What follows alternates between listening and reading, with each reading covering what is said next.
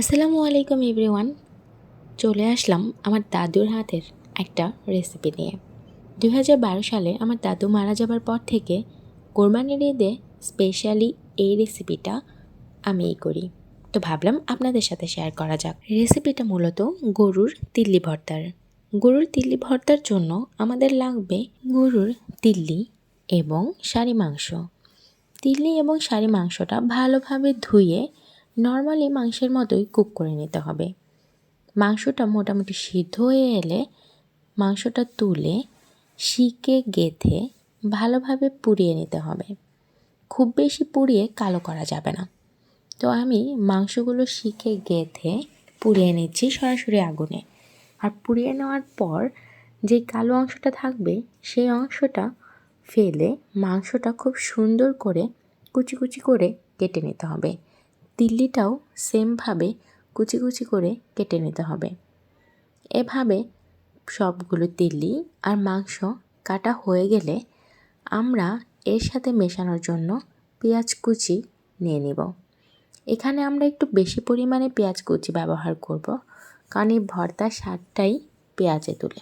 সাথে ব্যবহার করব কাঁচামরিচ, সাথে দিব লবণ, এবং আপনারা এগুলো আপনাদের পরিমাণ মতো ব্যবহার করতে পারেন। যেমন ধরেন মরিচ বেশি খেতে চাইলে আপনারা আর একটু বেশি অ্যাড করতে পারেন। তারপর আমরা এখানে অ্যাড করে নিচ্ছি জিরা গুঁড়ো। জিরা গুঁড়োটাও এখানে আপনারা পরিমাণ মতো অ্যাড করে নেবেন।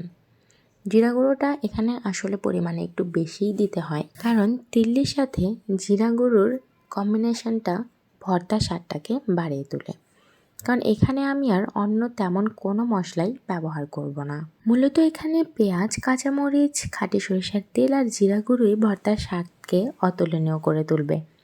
তবে পেঁয়াজটাকে এই সব কিছুর সাথে ভালো করে মাখিয়ে নিতে হবে। আর পেঁয়াজটা ভালো করে মাখানো হয়ে যাওয়ার পরে এখানে মাংস আর তিল্লিটা অ্যাড করে দিতে হবে। অ্যাড করে নেওয়ার পরেও বেশ ভালো করে মাখিয়ে নিতে হবে। আমি অল্প অল্প করে মাংস অ্যাড করে নিচ্ছি আর পেঁয়াজের সাথে মিশিয়ে নিচ্ছি। এটা যত ভালোভাবে মিশিয়ে নেওয়া হবে ভর্তা তত সুস্বাদু হবে।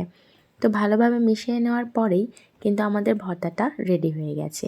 এবার ভর্তাটা সবাইকে ভাগ করে দেওয়ার পালা। এই ভর্তাটা আমাদের বাসার সবার ভীষণ পছন্দের। এই ভর্তাটা খুব সিম্পল কিন্তু খেতে অনেক মজা। বাসায় একবার হলেও ট্রাই করতে পারেন। আর ট্রাই করে অবশ্যই জানাবেন কেমন লেগেছে আপনাদের। ভালো থাকবেন, দোয়া রাখবেন, আমাদের সাথেই থাকবেন। আসসালামু আলাইকুম এভরিওয়ান।